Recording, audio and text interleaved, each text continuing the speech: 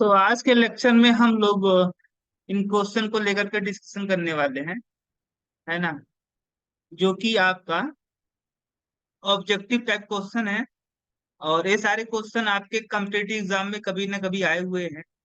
तो अगर मैं बात करूं किसकी, अगर मैं बात कर रहा हूं पहला क्वेश्चन को लेकर के, पहला क्वेश्चन है आपका the compound used for the gravimetric estimation of the copper second is. कह रहा है कि कॉपर सेकंड आयन का परीक्षण करने के लिए कौन सा कंपाउंड आपका यूज में आता है। तो आपका क्यूप्रस थायोसाइनाइड, क्यूप्रस थायोसाइनाइड जो होता है Cu2SCN, है ना। एक कंपाउंड आपका क्या होता है, ग्रेविमेट्रिक एनालिसिस में कॉपर सेकंड आयन का परीक्षण करने के लिए यूज में आता है। क्योंकि जब कॉपर आयन, क्यूप्रस आयन जो है आपका संपर्क में आता है किसके, थायोसाइनाइड के, थायोनाइड थायोसाइनाइड के संपर्क में आता है तो एक कंपाउंड बनता है जो कि इनसॉल्युबल होता है ना। एक कंपाउंड बनता है जो कि इनसॉल्युबल होता है और इनसॉल्युबल होने की वजह से नीचे बैठ जाता है आपका। तो वो आपका कंपाउंड है क्यूप्रस थायोसाइनाइड। तो इसका सही ऑप्शन होगा फर्स्ट। एक क्वेश्चन आपका एम्स 2003 में आ चुका है। फिर कह रहा है कि मैग मैग्नेट आयन, है ना, मैग्नेट आयन है आपका यहाँ पे, 1 मोल इसका है। इस मैग्नेट आयन को, इस मैग्नेट आयन के 1 मोल को न्यूट्रल उस मीडियम में डिज, जब ए मैग्नेट आयन आपका, जब 1 मोल मैग्नेट आयन आपका न्यूट्रल मीडियम में, कहाँ पे, न्यूट्रल मीडियम में, न्यूट्रल एक्वस मीडियम में डिस्प्रपोर्शनेट होता है तो क्या होगा। तो मैग्नेट आयन अगर आपका एक्वस सोल्यूशन में डिस्प्रपोर्शनेट होता है तो ये जो मैग्नेट आयन है आपका, ये जो ये है क्या, ये है आपका मोनो मैग्नेट आयन, है ना। ये मैग्नेट आयन जब आपका एक्वस मीडियम में डिस्प्रपोर्शनेट होता है तो किसमें होता है आपका डिस्प्रपोर्शनेट, तो MnO2 और साथ ही साथ आपका MnO, MnO, इसमें MnO4 पे 1 नेगेटिव चार्ज, इसमें आपका क्या होता है, डिस्प्रपोर्शनेट होता है। तो अगर आप बात करते हो इसके 1 मोल की, तो इसका 1 मोल अगर डिस्प्रपोर्शनेट होता है तो यहाँ पे आप थोड़ा सा क्या करो, इसे बैलेंस करो। अब बैलेंस करते समय आपको ध्यान में रखना पड़ेगा क्या,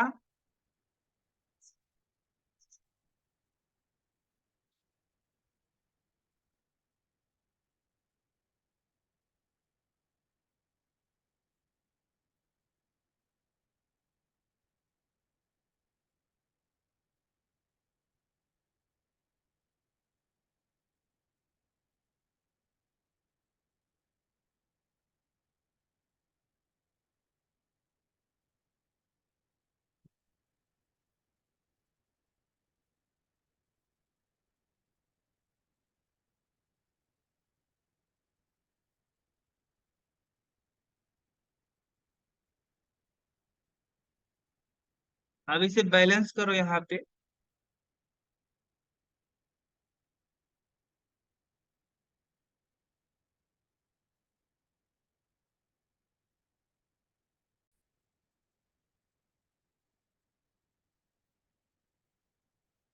क्वेश्चन नंबर आपका 2 था कि जब 1 मोल मैग्नेट आयन आपका न्यूट्रल एक्वस मीडियम में डिस्प्रपोर्शनेट होता है तो क्या होगा। तो 1 मोल आपका जब मैग्नेट आयन डिस्प्रपोर्शनेट होता है कहाँ पे, in aqueous medium, neutral aqueous medium में, तो क्या होगा आपका। तो 1 मोल अगर आपका मैग्नेट आयन डिस्प्रपोर्शनेट होता है और स्लाइटली एसिडिक मीडियम या न्यूट्रल मीडियम में, तो आपका यहाँ पे बनता है पर मैग्नेट आयन, और साथ ही साथ आपका मैग्नीज डाई ऑक्साइड भी बनता है और साथ ही साथ आपका वाटर भी बनेगा। इसको आप बैलेंस कर लो यहाँ पे, तो यहाँ पे 2 करना पड़ेगा आपको। 4 दूनी 8 ऑक्सीजन, और इधर कितने ऑक्सीजन, आपके इधर हो गए, आपके आपके 4 इधर, 2 6 2 8, 8 ऑक्सीजन इधर भी हो गए, 4 हाइड्रोजन इधर, 4 हाइड्रोजन इधर।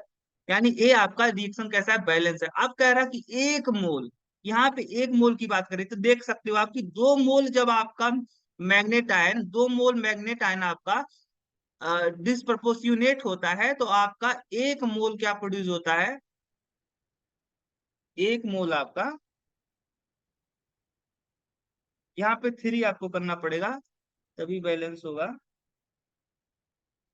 क्यों, यहाँ पे 3 करना पड़ेगा, यहाँ पे 3 करना पड़ेगा, है ना। यहाँ पे 2 करना पड़ेगा। अब देख लो एक बार, 3 मैग्नेट आयन, 3 मैग्नीज, 3 मैग्नीज इधर 2 और एक 3, 3 मैग्नीज आपका राइट हैंड साइड और 3 मैग्नीज आपका लेफ्ट हैंड साइड, 3 चौके 12 और 12, है ना, 12 ऑक्सीजन और 4 हाइड्रोजन, 4 हाइड्रोजन इधर भी है आपका, 4 दूनी 8, 2 10 2 12 है, यानी ये आपका बैलेंस है। यानी 3 मोल आपका मैग्नेट आयन जब डिस्प्रपोर्शनेट होता है तो 2 मोल क्या प्रोड्यूस होता है आपका, मैग्नेट पर मैग्नेट आयन। इसी तरीके से 1 मोल अगर इसका आप करते हो तो दोनों पक्षों में अगर आप क्या करते हो, दोनों साइड में इसको 3 को आप इधर ले आओ तो 2/3 हो जाएगा। यानी 1 मोल जब आपका पर मैग्नेट आयन आपका डिस्प्रपोर्शनेट होगा तो 2/3 मोल क्या बनेगा, पर मैग्नेट आयन। तो 2/3 मोल ऑफ पर मैग्नेट आयन, है ना। और यहाँ पे देखो 3 मोल से 1 मोल बन रहा है मैग्नीज डाइऑक्साइड, तो 1 मोल से कितना बनेगा, 1/3, यानी आपका ए, है ना, यानी सही ऑप्शन होगा ए। एक क्वेश्चन था जो आपका ये एम्स 2003 में पूछा जा चुका था, तो हमने देख ही लिया कि किस तरीके से आपका ये क्वेश्चन सॉल्व होगा। आगे चलते हैं। A red solid insoluble in water, एक रेड कलर का सॉलिड है जो कि कहाँ पे इनसॉल्युबल होता है, वाटर में डिजोल्व नहीं होता है। फिर कह रहा है कि how your it become soluble if excess potassium iodide is added to water. देखो मेरे पास क्या है, वाटर है ना, और मेरे पास रेड कलर का एक सॉलिड मटेरियल है, रेड कलर का। अब ये जो रेड कलर सॉलिड मटेरियल है इस वाटर में डिजोल्व नहीं होता है, इस वाटर में डिजोल्व नहीं होगा ये रेड कलर का जो सॉलिड है। लेकिन अब क्या होगा अगर हम क्या करें, इसमें पोटेशियम आयोडाइड अगर हम ऐड कर दें, पोटेशियम आयोडाइड, तो आपका ये जो रेड कलर का सॉलिड है वाटर में डिजोल्व हो जाता है ना, डिजोल्व हो जाएगा। फिर कह रहा है heating the red solid in test tube result in the liberation of some violet colour fume and droplet of metal appear on the colour part of the test tube, red solid is. फिर से एक बार question को आप अच्छी तरीके से पढ़िए। ए question आपका AIEEE 2003 में पूछा जा चुका है कि एक रेड कलर सॉलिड है जो कि आपका वाटर में तो डिजोल्व नहीं होता है, लेकिन अगर हम क्या करें इस, देखो ये वाटर है आपका, वाटर में क्या है, रेड कलर का सॉलिड मटेरियल आपका है। ये रेड कलर का जो सॉलिड मटेरियल है वाटर में डिजोल्व नहीं है, लेकिन अगर इसमें हम पोटेशियम आयोडाइड ऐड कर देते हैं तो ये जो रेड कलर का सॉलिड होता है वह डिजोल्व होने लगता है ना। यानी अकेले जब पोटेशियम आयोडाइड नहीं मिक्स किया गया था वाटर में तब तो ये डिजोल्व नहीं हो रहा था, लेकिन बाद में जब पोटेशियम आयोडाइड ऐड किया गया तो रेड कलर का जो सॉलिड था वह वाटर में डिजोल्व हो गया। उसके बाद कह रहा है heating the red solid in test tube, जब इस रेड कलर के सॉलिड मटेरियल को आप टेस्ट ट्यूब में हीट करते हो तो क्या होता एक वायलेट कलर का फ्यूम आपका उठता है ना, लिबरेट होता है, और मेटल का ड्रॉपलेट जो है टेस्ट ट्यूब के कलर्ड पार्ट पे, कूलर पार्ट पे क्या होता है, जमा होते हुए दिखाई पड़ता है। तो ऐसा कौन सा रेड कलर का मटेरियल है, तो आपका मर्क्यूरिक सल्फ, मर्क्यूरिक आयोडाइड जो होता है ये रेड कलर का होता है, मर्क्यूरिक आयोडाइड, है ना, ये रेड कलर का होता है मर्क्यूरिक आयोडाइड। और इस मर्क्यूरिक क्लोराइड को, ये जो होता है मर्क्यूरिक क्लोराइड वाटर में डिजोल्व नहीं होता है, वाटर में डिजोल्व नहीं होता, लेकिन अगर हम क्या करें इसमें हम इसके एक्वस सोल्यूशन में, मर्क्यूरिक आयोडाइड के एक्वस सोल्यूशन में पोटेशियम आयोडाइड का सोल्यूशन अगर मैं ऐड कर देता हूं तो यहाँ पे एक कॉम्प्लेक्स बनता है K2HgI4, जिसे हम लोग बोलते हैं नेसलर रिएजेंट, इसमें इसका जो एक जो कॉम्प्लेक्स है, इस कॉम्प्लेक्स का जो अल्कलाइन सोल्यूशन होता है उसे हम लोग बोलते हैं क्या, नेसलर रिएजेंट। ये जो होता है एक कॉम्प्लेक्स होता है, ये वाटर में क्या होता है आपका डिजॉल्व हो जाता है। तो जब मर्क्यूरी का आयोडाइड था रेड कलर का सॉलिड, तो डिजॉल्व नहीं हो रहा था वाटर में, लेकिन जैसे हम पोटेशियम आयोडाइड इसके एक्वस सोल्यूशन में हमने ऐड किया, वैसे ही क्या होगा, एक कॉम्प्लेक्स बना और इस कॉम्प्लेक्स के फॉर्मेशन की वजह से ये जो आपका मर्क्यूरिक आयोडाइड था वह डिजॉल्व हो गया। अब इसे जब हम लोग हीट करते हैं, किसको, इस कॉम्प्लेक्स को हम टेस्ट ट्यूब में लेकर के हीट करते हैं, तो आपका मरकरी अलग हो जाता है और साथ ही साथ आपका आयोडीन क्या होता है, या इस कलर ये जो मटेरियल आपका मर्क्यूरिक आयोडाइड, इसको आप टेस्ट ट्यूब में, ये जो रेड कलर का मटेरियल है इसे टेस्ट ट्यूब में लेकर के आप हीट करोगे, ये चूंकि यहाँ पे ये जो देखो मरकरी की साइज बड़ी है और आयोडीन की भी साइज बड़ी है, तो मरकरी और आयोडीन के बीच में जो बॉन्ड बनेगा, जो कोवैलेंट बॉन्ड बनेगा, या बॉन्ड वीक होगा, और बॉन्ड वीक होने की वजह से यह जल्दी से क्या हो जाएगा, डिसोसिएट हो जाएगा। तो जैसे आप इसे हीट करोगे टेस्ट ट्यूब में लेकर के, तो मरकरी अलग हो जाएगा, आयोडीन क्या हो जाएगा, अलग हो जाएगा। आयोडीन चूंकि आपका सॉलिड होता है, लेकिन उस टेम्परेचर पे ये आपका सब्लिमेशन शो करता है। आयोडीन किस तरह की प्रॉपर्टी शो करने वाला मटेरियल है, सब्लिमेशन। तो जैसे ही थोड़ा सा हीट पाएगा, इसका फ्यूम बनने लगेगा, तो ये किस कलर का फ्यूम देगा, आयोडीन, ये आपका वायलेट कलर का देता है, वायलेट कलर का। यानी ये बात समझ में कंफर्म आ गई कि भाई जो रेड कलर का सॉलिड मटेरियल था दैट इज मर्क्यूरिक आयोडाइड, क्योंकि मर्क्यूरिक आयोडाइड ही वाटर में डिजॉल्व नहीं होता है। लेकिन जब इसके मर्क्यूरिक आयोडाइड के एक्वस सोल्यूशन में आप पोटेशियम आयोडाइड ऐड करते हो, तो एक कॉम्प्लेक्स बनता है दैट इज K2HgI4, और इस ए वाटर में क्या होता है आपका डिजॉल्व हो जाता है, वाटर में क्या होता है डिजॉल्व हो जाता है। अब इस रेड कलर की मटेरियल को अगर आप हीट करते हो, तो चूंकि ये आपका डिसोसिएट जल्दी हो जाता है, और जब डिसोसिएट होगा तो आपका मरकरी अलग दिखाई दिखाई पड़ेगा इसके टेस्ट ट्यूब के वाल पे, और एक वायलेट कलर की फ्यूम क्या होगी आपकी प्रोड्यूस होगी। इसका मतलब आपका ये मर्क्यूरिक आयोडाइड सही ऑप्शन होगा। अगला क्वेश्चन है, दी कलरलेस स्पीसीज इज, कौन सा कलरलेस स्पीसीज है, वेनेडियम टेट्राक्लोराइड है ना, वेनेडियम ट्राइक्लोराइड। अच्छा, वेनेडियम का एटॉमिक नंबर होता है 23। अब इसका इलेक्ट्रॉनिक कॉन्फ़िगरेशन करोगे तो आर्गन 3d3 4s2 है ना, 4s2 हो गया। अब यहाँ पे जो वेनेडियम है, ये वेनेडियम कितने ऑक्सीडेशन स्टेट में है, तो वेनेडियम +3 आयन के रूप में, +3 ऑक्सीडेशन स्टेट के रूप में इस कंपाउंड के अंदर प्रेजेंट है। तो वेनेडियम +3 की बात करोगे तो यहाँ पे लास्ट में इसका जो कंफिग्रेशन होगा 3d2। अब यहाँ पे चूंकि 3d2 है, तो अगर आप मैं T2G और EG में से इसका एक्वा सोल्यूशन की मैं बात करूं, इसके एक्वा सोल्यूशन की बात करूं, तो यहाँ पे आपका डीडी ट्रांजिशन पॉसिबल होगा। अब डीडी ट्रांजिशन अगर पॉसिबल होगा, तो एक आपका क्या होगा, एक कलर्ड होगा, कैसा होगा, कलर्ड होगा। यानी ए ऑप्शन तो नहीं हो सकता, क्योंकि ये बोल रहा था कलरलेस कौन सा है, तो ए तो नहीं हो सकता। VOSO4। अच्छा, यहाँ पे वनेडियम का देखोगे तो इसका स्ट्रक्चर कुछ इस तरीके का होगा, इसका स्ट्रक्चर जो होगा वह कुछ इस तरीके का होगा,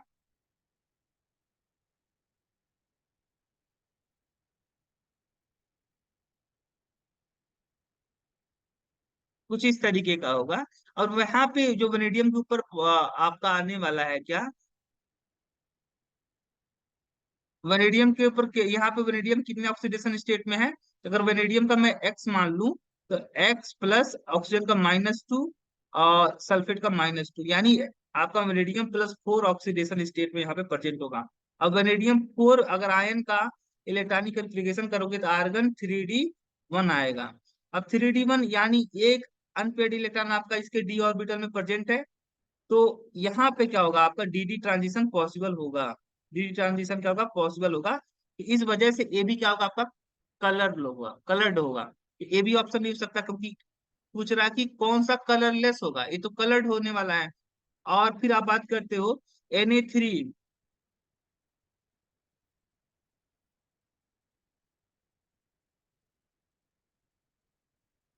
फिर आप बात करने वाले हो Na3BO4। तो यहाँ पे देखोगे ये जो वेनेडियम वनीडेट वनीडेट वेडिनियम वेडिनियम है आयन VO4 पे 3 निगेटिव जो चार्ज जो आयन है आपका, यहाँ पे वेनेडियम कितने ऑक्सीडेशन स्टेट में है? तो वेनेडियम आपका यहाँ पे +5 ऑक्सीडेशन स्टेट में। तो वेनेडियम +5 का करोगे तो आर्गन और 3D0 और 4s0, यानी इसका मतलब हुआ कि यहाँ पे डी ऑर्बिटल में कोई भी इलेक्ट्रॉन प्रेजेंट नहीं है। जब डी ऑर्बिटल में इलेक्ट्रॉन नहीं प्रेजेंट है तो यहाँ पे डी ट्रांजिशन पॉसिबल नहीं होगा।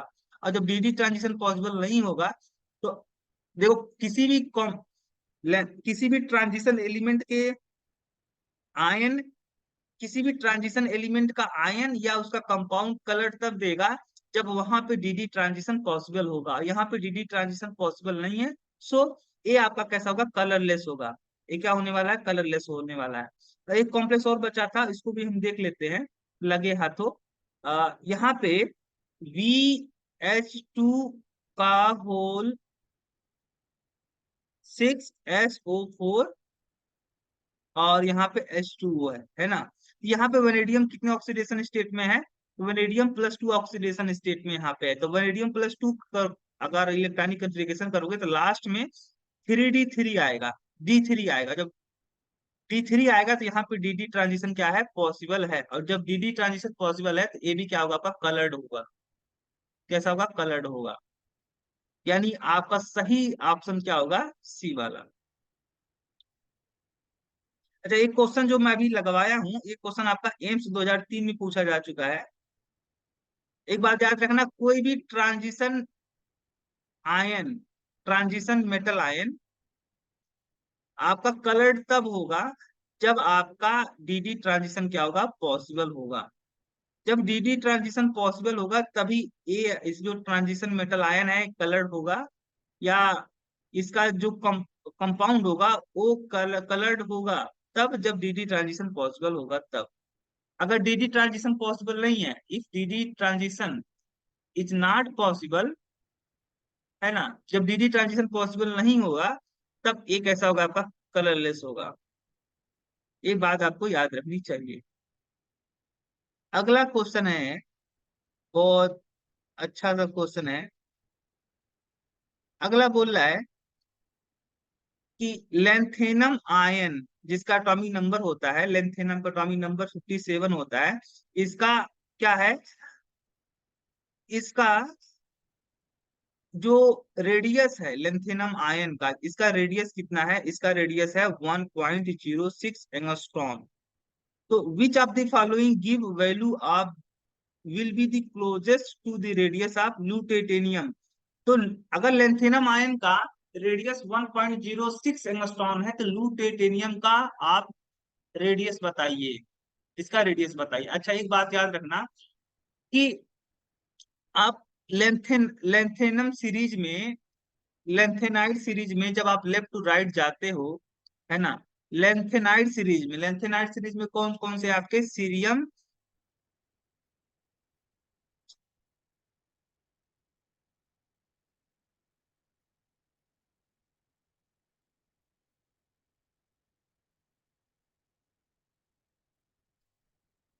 यहाँ पे है lanthanum, cerium, praseodymium, neodymium, promethium, europium, gadolinium, terbium, dysprosium, holmium, erbium, thulium, thulium, ytterbium और लुटेटेनियम। तो जैसे आप ये देखो, ये क्या है आपका? ये जो मैं सीरीज पूरा लिखा हूँ ये सीरीज है आपका लेंथेनाइड सीरीज। और लेंथेनाइड सीरीज में जब आप लेफ्ट टू राइट जाते हो तो लेंथेनाइड कंट्रैक्शन की वजह से यहाँ पे सक्सेसिव मेंबर के बीच में क्या होता है? धीरे धीरे करके ग्रेजुअली क्या होता है इसका? ग्रेजुअली इसका एटॉमिक रेडियस क्या होता है? घटता है। ग्रेजुअली क्या होता है? एटॉमिक रेडियस घटता है। ग्रेजुअली धीरे धीरे करके इसका एटॉमिक रेडियस घटता है। तो इस घटना को हम लोग बोलते हैं लेंथेनाइड कंट्रैक्शन। और लेंथेनाइड कंट्रैक्शन की वजह जो होता है F poor shielding effect of F orbital. जो एफ ऑर्बिटल है उसका साइज जो होता है वह डिफ्यूज नेचर का होता है, जिसके कारण से वह अच्छे से शिल्डिंग इफेक्ट नहीं लगा पाता है 6s ऑर्बिटल के इलेक्ट्रॉन पर। इसीलिए रेडियस क्या होता है? घटता है जैसे जैसे एटॉमिक नंबर बढ़ता है। तो यहां से मुझे पता है लेंथेनाइड कंट्रैक्शन में आप जब लेफ्ट टू राइट जाते हो तो क्या होता है कि आपका रेडियस घटता है, और कितना रेडियस घटता है, तो किन्हीं दो मेंबर के बीच में वन 0.2 एंगस्ट्रॉन, 0.2 एंगस्ट्रॉन जो होता है इसकी साइज घटती है। तो यहाँ पे इस तरीके से अगर लेंथेनम की साइज आपकी, लेंथेनम आयन की साइज 1.6 है, 1.06 है, तो सीरियम की जो साइज होगी वह 1.04 एंगस्ट्रॉन होगा। इसी तरीके से अब इस पे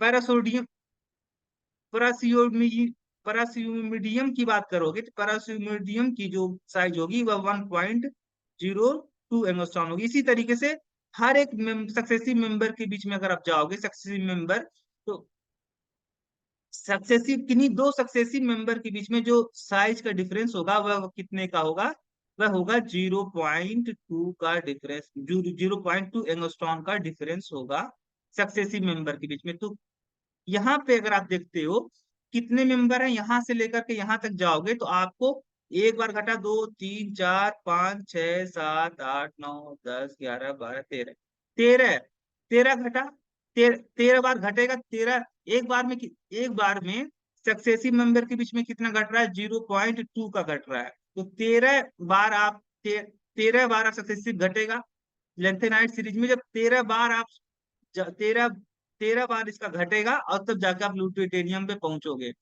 यहाँ पे आप मल्टीप्लाई करो तो आ जाएगा आपका 0.26 आ जाएगा। यानी 0.26 हटा दो किसमें में से, इसके रेडियस में से। तो लेंथेनम का साइज था 1.06 एंगस्ट्रॉन का, और इसमें से आप घटा दो 0.26 का, तो कितना आएगा 0.8, यानी 0.80 को करीब अबाउट आने वाला है। तो यहाँ पे 0.80 तो नहीं है, लेकिन 0.85 एंगस्ट्रॉन है, सबसे नजदीक यही है। तो मेरा सही ऑप्शन होगा सी। एक बात याद रखने ना, लेंथेनम सीरीज में जब आप लेफ्ट टू राइट जाते हो तो साइज क्या होती घटती है ड्यू टू लेंथेनाइट कंट्रैक्शन, और लेंथेनाइट कंट्रैक्शन का मेन वजह है due to diffuse nature of F orbital. F और एफ सबसेल का जो साइज होता है, शेप होता है, वह डिफ्यूज नेचर का होता है, जिसकी वजह से आपका जो एफ ऑर्बिटल है वह गुड शिल्डिंग इफेक्ट नहीं लगा पाता है। और जब गुड शिल्डिंग इफेक्ट नहीं लगा पाएगा ऑन दी वैलेंस इलेक्ट्रॉन, तो वैलेंस शेल का जो इलेक्ट्रॉन होगा वह न्यूक्लियस के नजदीक आ जाएगा, क्योंकि एटॉमिक रेडियस क्या, atomic sorry effective nuclear charge क्या हो रहा है, लेफ्ट टू राइट जाने पे बढ़ रहा है। तो कितने का डिफरेंस आता है दो सक्सेसिव मेंबर के बीच में, तो 0.2 एंगस्ट्रॉन का डिक्रीजमेंट साइज में आता है रेडियस में किन्हीं दो सक्सेसिव मेंबर के बीच में। तो यहाँ पे टोटल कितना, यहाँ से लेंथेनियम से ल्यूटेनियम तक अगर आप जा रहे हो तो कितने का आपका डिफरेंस आने वाला है। तो एक बार एक सक्सेसिव मेंबर के बीच में 0.2 का आ रहा है, तो यहाँ पे 13 से मल्टीप्लाई कर दोगे तो 0.26 एंगस्ट्रॉन का साइज आपका ओवरऑल घटते हुए देखने को मिलेगा ल्यूटेनियम के केस में। अब क्वेश्चन तो सॉल्व हो गया। वैसे क्वेश्चन आया कहाँ था, एक क्वेश्चन आया था आपका AI EEE 2022, 2002 में आया। AI EEE 2002 में क्वेश्चन आ चुका है, ये नहीं, ये वाला था। AI EEE 2003 में एक क्वेश्चन आ चुका है। अब क्वेश्चन नंबर 6 की बात करेंगे हम लोग। तो क्वेश्चन नंबर अगर आप 6 देखते हो ना, तो क्वेश्चन नंबर 6 आपका था कि number of electron transfer in each case when, ये क्या है आपका, KMnO4। KMnO4 जो है जब ए ऑक्सीडाइजिंग एजेंट की तरह काम करता है ना, तो कितने, जब ये ऑक्सीडाइज, ये जो आपका पोटेशियम पर मैग्नेट है, यह जब ऑक्सीडाइजिंग एजेंट की तरह काम करता है तो क्या क्या आपको यहाँ पे देखने को मिलेगा। ए जब आपका डिसप्रपोर्शनेट होता है तो आपका मैग्नीज, सॉरी, ये किसमें आपका चेंज हो रहा है, ऑक्सीडाइजिंग एजेंट की तरह काम करेगा। तो इसका ऑक्सीडाइजिंग एजेंट की तरह जब ये काम करेगा तो इसका ऑक्सीडेशन स्टेट यहाँ पे कितना है, +7। और ऑक्सीडाइजिंग एजेंट की तरह जब काम करने वाला है तो खुद क्या हो जाएगा, आपका रिड्यूस हो जाएगा और दूसरे को ऑक्सीडाइज कर देगा। तो ये खुद जब रिड्यूस होता है तो आपका manganese dioxide, mag manganese second ion और मैग्नीज हाइड्रोक्साइड, इनमें आपका क्या होता है, चेंज होता है। तो यहाँ पे ऑक्सीडेशन स्टेट है +4, यहाँ पे +2 और यहाँ पे +3। तो यहाँ पे यहाँ से यहाँ तक आने में आप देख सकते हो कि +7 था, यहाँ पे +4 है, यानी 3 इलेक्ट्रॉन इसने एक्सेप्ट किया है। और यहाँ से यहाँ तक जब आओगे तो प्लस, यानी 5 इलेक्ट्रॉन आपका क्या होगा यहाँ पे एक्सेप्ट किया होगा, तब जाकर के चेंज हुआ होगा मैंगनीज सेकंड आयन में। और यहाँ से यहाँ तक अगर आप जाओगे तो 4 इलेक्ट्रॉन का यहाँ पे ट्रांसफर हुआ है। तो यहाँ पे 3, 5, 4, 3, 5, 4। और अच्छा, यहाँ पे भी एक है आपका मैग्नेट आयन में, जब ये डिस होगा आपका ऑक्सीडाइज होगा तो क्या होने वाला है, रिड्यूस जब होगा, यहाँ पे +7, यहाँ पे +6, यानी यहाँ पे 1 इलेक्ट्रॉन का ट्रांसफर हुआ होगा। तो 3, 5, 4, 1, तो ऑप्शन सही होगा ए। अच्छा, एक क्वेश्चन कब पूछा गया था, AI EEE 2002 में पूछा गया है। अगला क्वेश्चन है आपका, in the standardisation of the sodium thiosulphate using potassium dichromate by iodometry iodometry the equivalent weight of potassium dichromate. तो पोटेशियम जो डाइक्रोमेट है K2Cr2 7, इसका यूज किया जाता है सोडियम थायोसल्फेट Na2H2O3। इसका नाम क्या है, सोडियम थायोसल्फेट। इस सोडियम थायोसल्फेट, ये जो सोडियम थायोसल्फेट है, इसका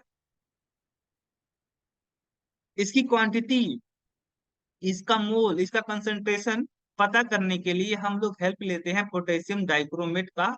और इस मेथड को हम लोग बोलते हैं हाइड्रोमेट्रिक टाइट्रेशन।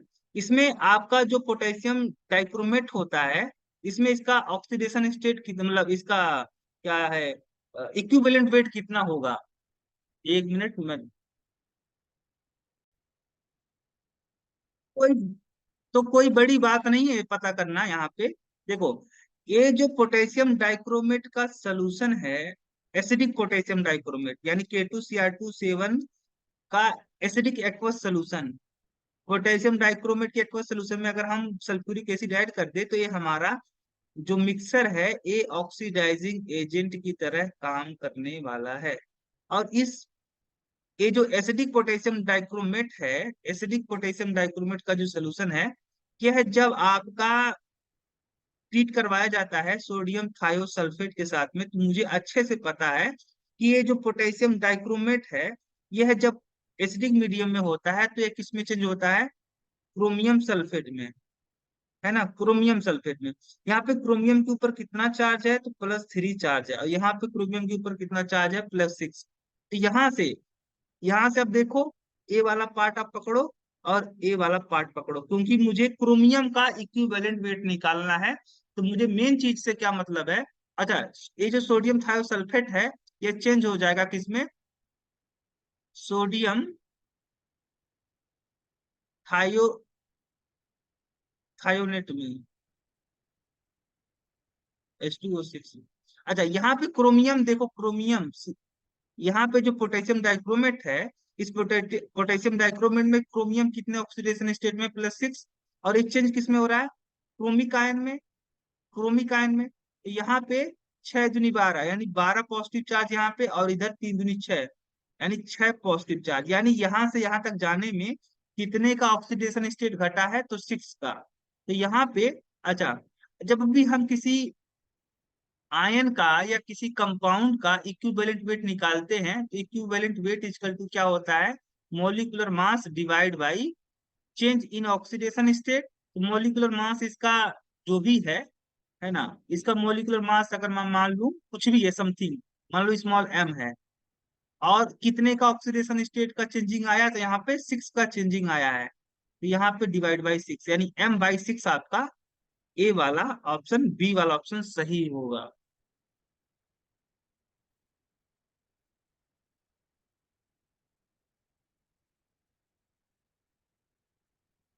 अच्छा, एक क्वेश्चन पूछा गया था IIT 2001 में पूछा जा चुका है ना।